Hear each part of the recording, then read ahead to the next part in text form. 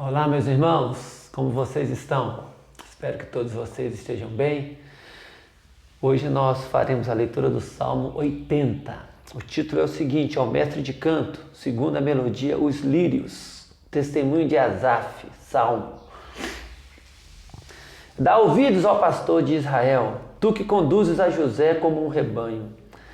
Tu que estás entronizado acima dos querubins, mostra o teu esplendor.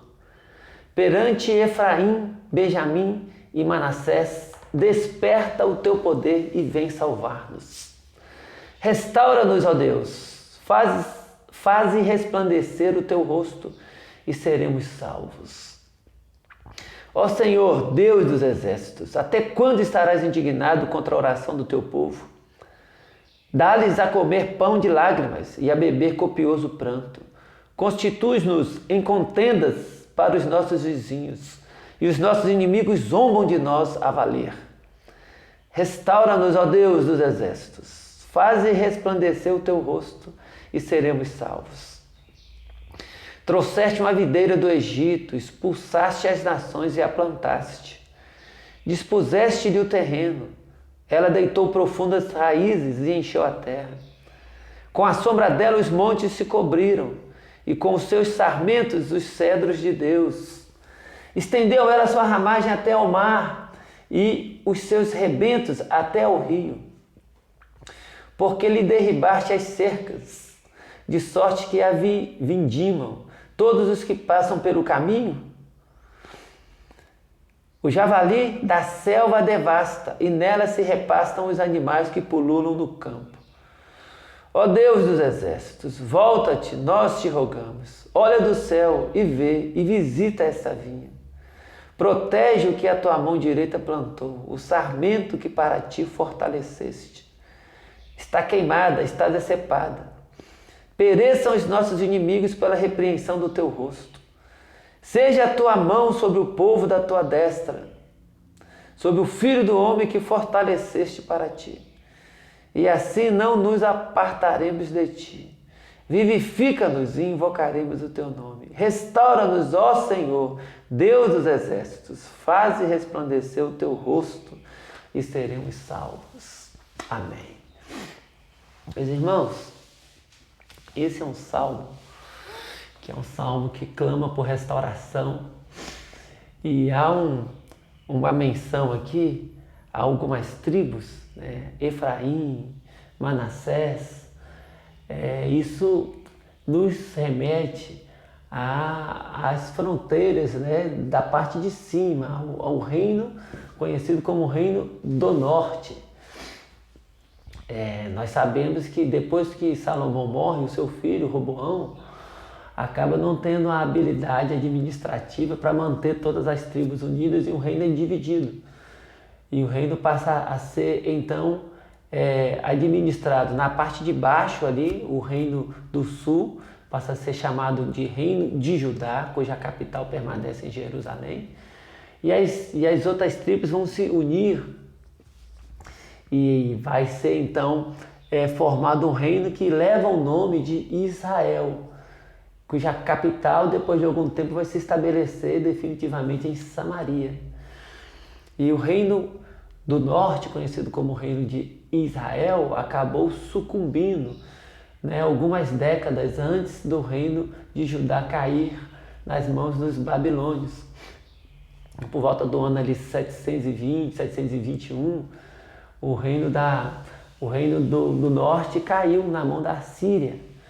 E esse salmo, essa menção que ele faz aqui perante Efraim, perante Manassés, e esse contexto aqui, né, de ter caído, de estar sofrendo, de perceber que Deus não está ouvindo a oração do povo, né, de comer pão de lágrimas, de beber copioso pranto, isso tudo nos remete a esse contexto, né, da queda, do sofrimento que o Reino do Norte experimentou. Fala aqui dos nossos inimigos que zombam de nós a valer, né, as contendas para os nossos vizinhos, enfim. Tudo leva para essa situação, a crermos que esse salmo está fazendo menção a esse contexto. Esse contexto de sofrimento, de derrota, de abatimento. Eu quero chamar a tua atenção no dia de hoje para uma questão muito preciosa que esse salmo nos ensina. Olha quantas vezes nesse salmo ele roga ao Senhor para que o Senhor resplandecesse o rosto sobre ele. Olha, versículo 3, ele vai dizer assim: restaura-nos, ó Deus, faze resplandecer o teu rosto e seremos salvos.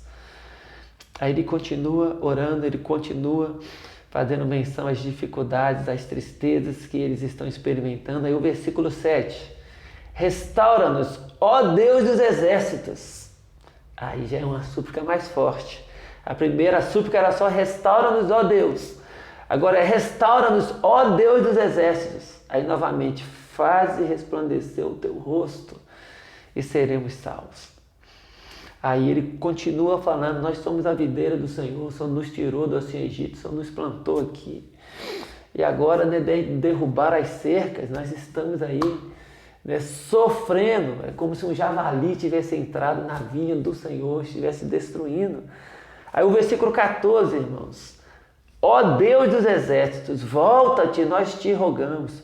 Olha do céu e vê e visita esta vinha. E aí olha o final, versículo 19. Restaura-nos, ó Senhor, Deus dos exércitos. Restaura-nos, ó Senhor, Deus dos exércitos. Você vê que a primeira súplica aqui atrás, versículo 3, restaura-nos, ó Deus. Aí no versículo 7, restaura-nos, ó Deus dos exércitos. E agora restaura-nos, ó Senhor, né? Ó Yahvé, Deus dos exércitos. Faze resplandecer o teu rosto e seremos salvos. O que está ficando claro aqui, irmãos? É que o salmista entendeu que o sofrimento, a tristeza, a derrota era um sintoma, era um fruto, era uma consequência. Mas que o grande problema do povo é que eles tinham perdido o beneplácito, a bondade, a graça de Deus operando na vida deles. Eles estavam sendo disciplinados. Eles sabem que o que nós precisamos é que Deus volte a resplandecer o rosto dele sobre nós. O que nós precisamos é que Deus volte a derramar graça, é que Deus afaste a ira dele, afaste a disciplina dele e então nos restaure. É disso que nós precisamos, que o Senhor nos restaure, mas para isso o rosto dele tem que resplandecer sobre nós. Para sermos salvos, o rosto dele tem que brilhar sobre nós. E o salmista está falando de graça, irmãos. É de Deus olhar com bondade, com misericórdia.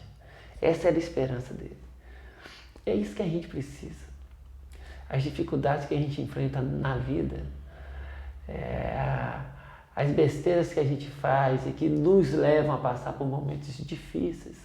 E muitas vezes a gente sabe que estamos vivendo momentos difíceis porque foi a gente mesmo que semeou aquilo, foi a gente mesmo que procurou aquilo. A gente mesmo é que fez as opções equivocadas, a gente é que acabou colocando a nós mesmos, né, e às vezes a nossa família, naquela situação difícil. Tudo isso é culpa nossa mesmo. Né? Mas nem por isso significa que nós temos que permanecer nisso até o final. O povo estava vivendo isso pela própria responsabilidade. O povo estava vivendo nesse momento difícil de cair na mão dos inimigos, de virar escárnio e de ficar sofrendo toda aquela humilhação por culpa deles. Era fruto da própria indisciplina deles, da desobediência deles, de terem escolhido um caminho distinto daquele caminho que o Senhor havia estabelecido para eles. Mas ainda assim eles podiam sonhar com restauração. Porque para isso bastava que o Senhor olhasse com graça. A única coisa necessária era que o Senhor resplandecesse o rosto sobre eles. E é a única coisa que a gente precisa para que a nossa sorte mude, para que a nossa história mude, para que o nosso contexto seja modificado. É que o Senhor resplandeça o rosto sobre nós.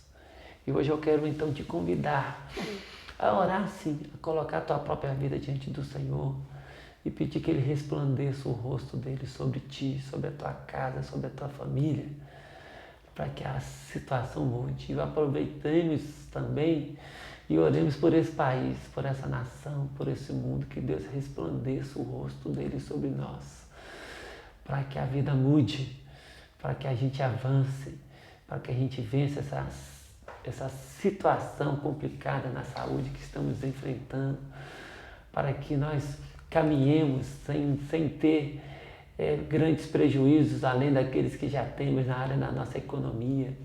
Que Deus tenha misericórdia de nós. Que o Senhor, o Altíssimo, resplandeça o rosto sobre nós e então seremos salvos. Deus te abençoe, te dê um ótimo dia em nome de Jesus. Amém.